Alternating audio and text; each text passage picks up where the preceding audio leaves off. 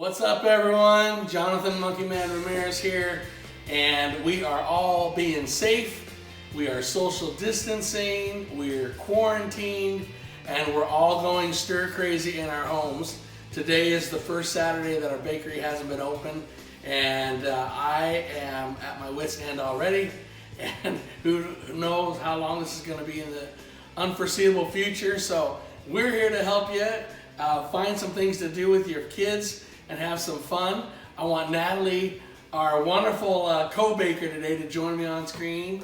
She's gonna be our chef today, because I normally do all the baking and things at our bakery, but Natalie has been baking for years at the house, and she makes these delicious, yummy cookies that are so easy to make. It's with things that for sure they have in their pantry. I would think so. And we are already bored. She's been watching Downton Abbey, and she's watched some of my shoot 'em up shows. We've done all the smooching that we're going to do for today, and so we might as well get in the kitchen and show you some fun things to bake. When did you start making these? Probably about 5-6 years ago at Christmas is when I discovered this recipe. And when I found out that she was using a cake mix, it was too late. I had already enjoyed the cookies, so I can't get all snobby with them. That's what makes these so easy, is because it's just something you probably have in your pantry, and you can take it, add a few things to it, and it makes a really moist cookie, but it doesn't take a lot of time, so it's really easy with kids. There you go. So I'm going to get out of the way for a change. I'm going off camera. I have a coffee back there waiting. If you see a cat wandering through, the cats own the place. There's nothing we can do about it. So they actually pay the mortgage. So here's Natalie. Have fun and enjoy. So I use the Betty Crocker Super Moist and chocolate. You want them in chocolate. You can use other flavors, but it's the best. No, I don't understand people who don't like chocolate. The reason I use this one is because it's nut and peanut free, so no warnings on it, and so it works really well for me because I have a nut and peanut allergy. That's why everything that we make at Monkey Cakes is nut and peanut free. So you're going to be using a cake mix, and you're going to use a stick of butter or a half cup of butter. You're going to use a brick of cream cheese and an egg, a little bit of vanilla, and some icing sugar. That's it. So really short ingredient list, and we can post it at the end of the video, and I'll tell you what I'm doing as I go along. So I'm going to start with the cream cheese, and it's technically at room temperature. If I was more patient, it might be softer, but I'm not really that patient. So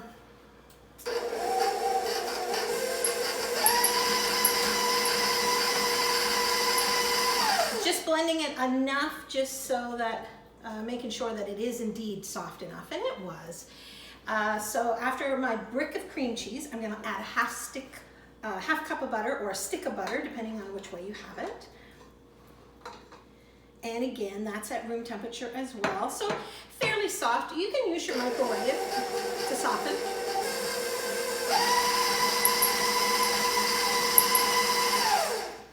And then, so I just made sure they were smooth. Then we're going to add an egg. And I washed, sanitized, made sure the kitchen was sanitized. The one struggle that you're going to have as parents today is nobody can lick the bowl or the beaters unless they're the only one licking. Boo! So watch that today. I always tell kids when they come into the bakery to decorate with the cupcakes, let's keep the icing on the cupcakes and not in our mouths when it's coming out of the bags. So, and that can be a struggle too. So here we go. We'll add our egg.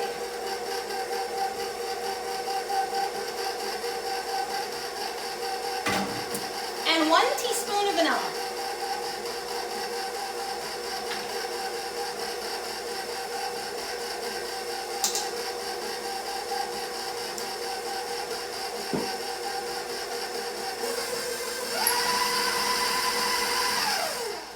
Alrighty, so we're about ready to add in our cake mix. Just give this one more scrape down. One more little mix.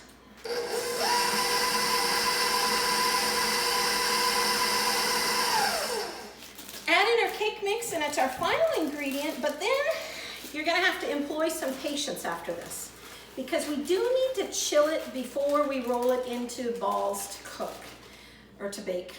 So, a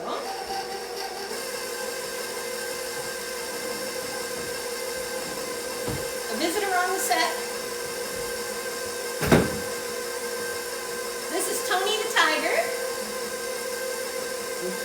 He's a little bit shy. He actually usually is setting up on top of one of the cupboards up top and is the supervisor.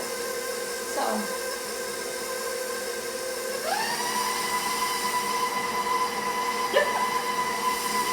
alrighty. So, let's see the consistency.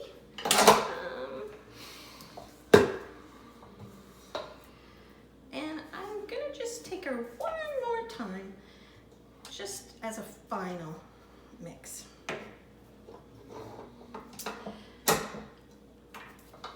This is a big switch from the bakery. In the bakery, the bowl is the size of that I am, so good size bowl. And here my KitchenAid is, I don't know, I think it's about 5 quart. Alrighty. So you can see the consistency. It's kind of a little bit sticky, well mixed. So what I'm gonna do is I'm gonna pop this in the fridge for about 30 minutes to chill, and then we'll come back. Okay? So Natalie wanted me to tell you a quick story while we're waiting on the dough to get cold before we put it into the oven. And she wanted me to tell you the story about the pantry door. And what the pantry door story is, around 11 years ago, Natalie and I were very, very frustrated because we had wanted to build our own home. We knew what we wanted. We knew, you know, how we wanted to look, how we wanted to live. We wanted to host a lot of people and cook for a lot of people. And just financially, we just could not cut it. And I was in a department store and I saw a pantry door that was on sale for dirt cheap. And I told myself, you know what, I'm gonna have faith, and I'm gonna have faith in God, I'm gonna have faith in ourselves, and somehow we're gonna put this dream together and we are gonna build a home. So I bought the door. We were living in a basement apartment at the time, and I brought the door home. Natalie must have thought I was nuts, and I told her, I said, baby, we're gonna have faith, and we're gonna put a plan together, and we're going to scrimp and save and work even harder than we are, and we're gonna be able to come up and we're gonna build a door, we're gonna build a home around this door. And boom, there it is. That's our pantry door. I bought that before we ever had any money to build a home. I bought that before we ever had any contractor or any plans in place. And that was 11 years ago. And 10 years ago, we actually broke ground and built this home and opened it in the winter 9 years ago. And so kind of cool how that happened. So I don't know why Natalie wanted me to tell you that. Maybe somebody is either wanting a home or has a dream and you think it's impossible, but with faith and a lot of hard work, you never know. You could be living in your dream. All right, so we've had the dough chilling for probably about 30 minutes, so we're ready to go with the next part. So I'll get the dough from the fridge. And what we're gonna do is we're gonna make them into little balls, roll them in icing sugar, and then bake. Now, my convection oven, it bakes a little hot. So a regular oven, I bake at 350. But my convection oven, and it will set down to 325. I'm actually gonna set mine for 325 because it bakes hot. But that's just mine. So I would say 350 on a regular oven, or 350 convection if yours doesn't bake quite as hot as mine. So I am gonna use parchment. So much easier. But if you don't have parchment, I would still grease the pan because they might stick just a little bit and they'll be so much easier to come off for you. So I've just got some regular confectioner sugar, powdered sugar, whatever you like to call it, and I'm actually going to powder my hands And again, just make sure, because of the virus, that you are washing frequently and not licking the bowl and all of that good stuff. So I'm going to put out some ice cream scoops. Our goal is about a 1-inch ball. So I'm going to put them all out. Then we'll roll them. We'll roll them in the powdered sugar. And then we will continue on.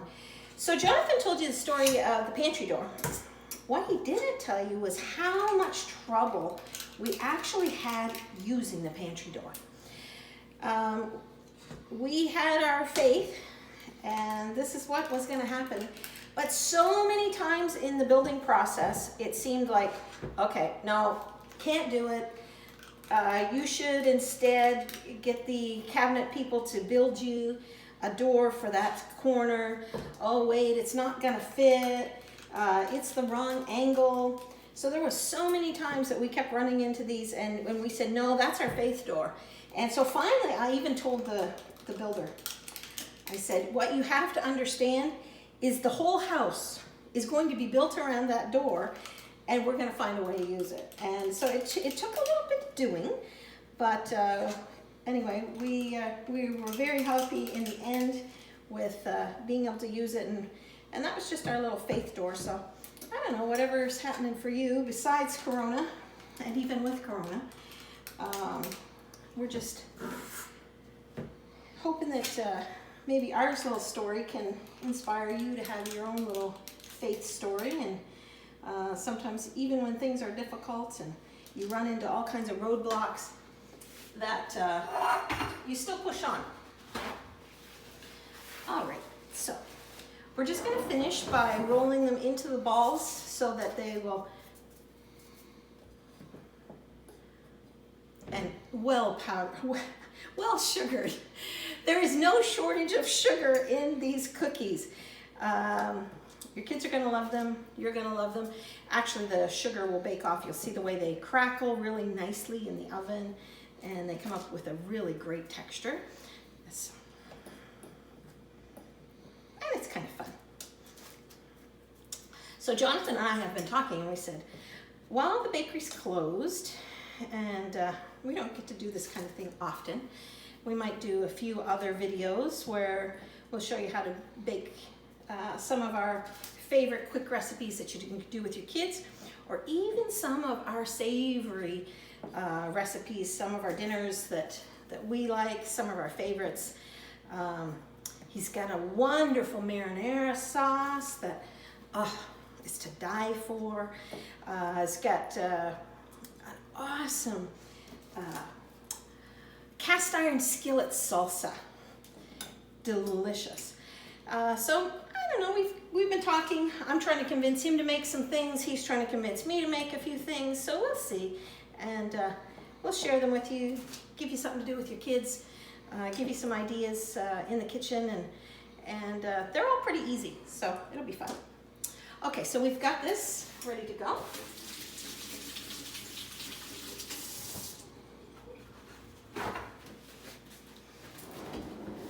And I still have probably one more pan full, and I'll do those in just a moment, but we'll get them started. So regular bake is 350, about 12 minutes, so we'll pop them in, and then we'll get back with you.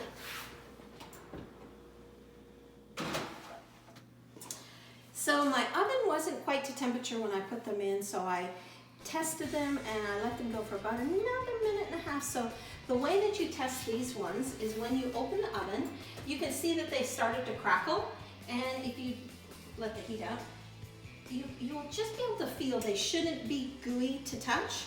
You can tell that they've started to sit a little bit, and so at that point they're ready to come out. So let's see.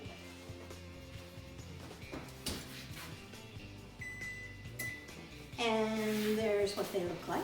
Gonna let them cool on the pan for a few minutes, and they'll be ready to eat with a nice tall glass of milk.